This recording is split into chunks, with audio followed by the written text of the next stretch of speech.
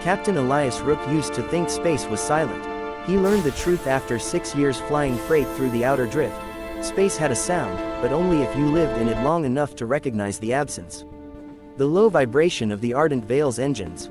The faint hiss of recycled air through ducts. The soft tick of cooling metal after a jump. That night, 3 days out from Port Helios, there was something else. A whisper. Elias froze in the cockpit, one hand hovering over the control console. The ship was on autopilot, cruising through a field of pale blue nebula dust. Sensors were clean. No hitchhikers. No unauthorized life signs. Still, he'd heard it. A soft spray. Fox, Light fabric grab onto brushing something. steel. I'm trying, Just it's all fatigue, spinny. he Hold muttered. on, I've He got hadn't this. slept properly in weeks. He pushed back from the console and stood, joints aching. The cargo run had been routine. Medical supplies, machine parts, sealed crates marked biosafe. Nothing living. Nothing that should move. Thanks, Yet this as he is stepped good. into the corridor Glad leading you toward like the crew it. quarters, the whisper So, came what's the again. plan? This We time, wait. closer. 2. The What shadow is that that didn't belong. symbol? Elias It's a moved carefully, sign. boots We barely should making a follow sound it. against the deck. All right. The corridor Lead on. lights dimmed This automatically as he passed, responding to his biometrics. Thrusters engaged. Halfway down the hall, Closing he stopped. The gap. At the far end, Look at something those shifted. stars Not a reflection, streak not a by. trick of light. Almost A silhouette in slid range. across the open I'm doorway to the ready. secondary storage bay, low, quick, fluid. Elias's pulse spiked. He reached for the emergency locker and pulled out a stun baton. Regulations said to report intrusions immediately. Experience said first make sure you weren't imagining things. Hello, he called, voice steady. Silence. The ship felt suddenly alert, like a living thing holding its breath. He advanced, baton humming softly in his grip. The storage bay door stood half open, exactly as he'd left it earlier. Inside, the bay was dark. Elias thumbed the lights on. Crates, straps, netting, and claw marks. Fresh, shallow, too precise to be damage from cargo shift. His stomach dropped. Okay, he whispered. That's new. 3. She learned his ship before he did. She had known this moment would come. The fox girl crouched inside an overhead maintenance crawlspace, tail wrapped tightly around her legs to keep it from brushing the metal. Her ears, large, furred, and painfully sensitive, twitched at every sound Elias made below. He was closer than she expected. She'd miscalculated. For 3 weeks, she had studied him. From the shadows of Port Helios's underlevels, she watched the human pilot who walked alone, who never laughed with dock hands, who always checked his ship personally.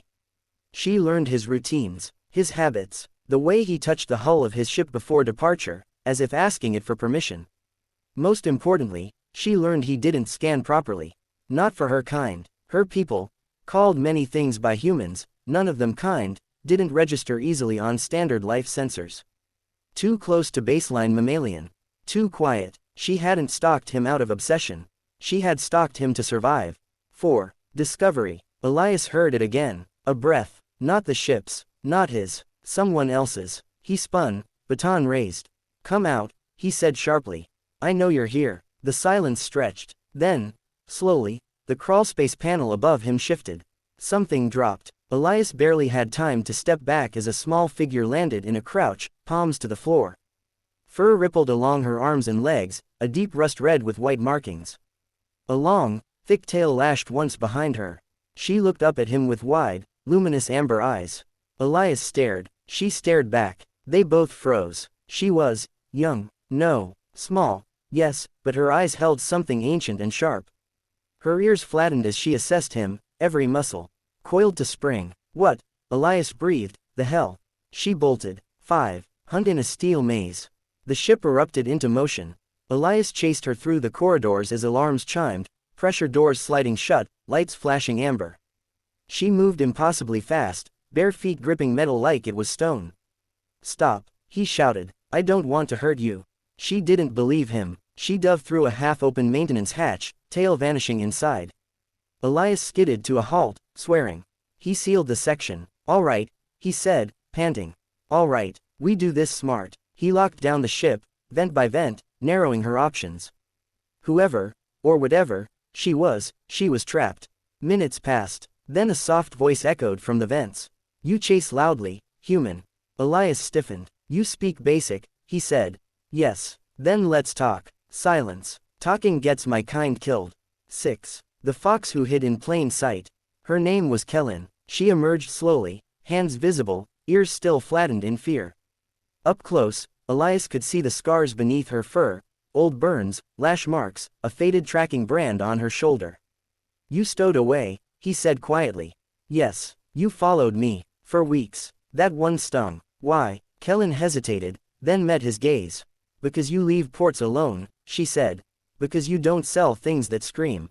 Because your ship smells like no one owns you. Elias exhaled. People hunt you, he said. Yes, and if I turn you in, they will pay you, she finished. And I will disappear. The silence that followed was heavy.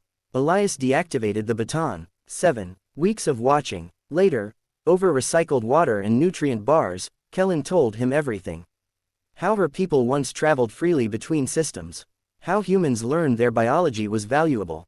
How Foxkin became cargo, curiosities, weapons. She told him how she watched him from the docks. How she learned the Ardent Vale's blind spots.